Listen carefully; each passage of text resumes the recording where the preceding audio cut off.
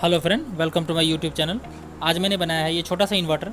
इस इन्वर्टर को आप अपने साइंस प्रोजेक्ट में यूज कर सकते हैं, जिसको बनाने का खर्चा सिर्फ आपको 7 रुपीज़ आएगा। इस इन्वर्टर को चलाने के लिए आपको चाहिए 3 वोल्ट से 9 वोल्ट तक का कोई भी एक बैटरी, जिसकी मदद से आप एसी का कोई भी बल्ब जला सकते हैं। तो इसको हम लोग किस तरह से बनाएंगे, इस पूरे वीडियो को देखकर आप समझ सकते हैं। तो इसलिए पूरा वीडियो में आप बने रहिए।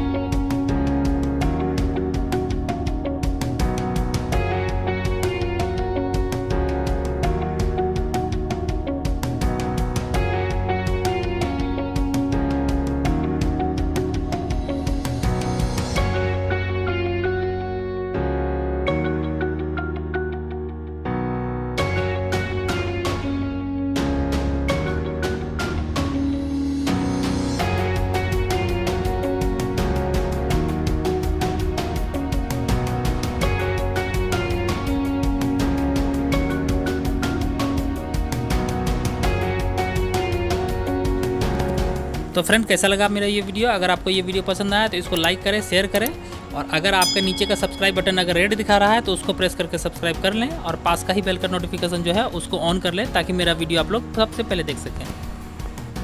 आज के वीडियो में बस इतना ही, मिलते हैं फिर अगले वीडियो में।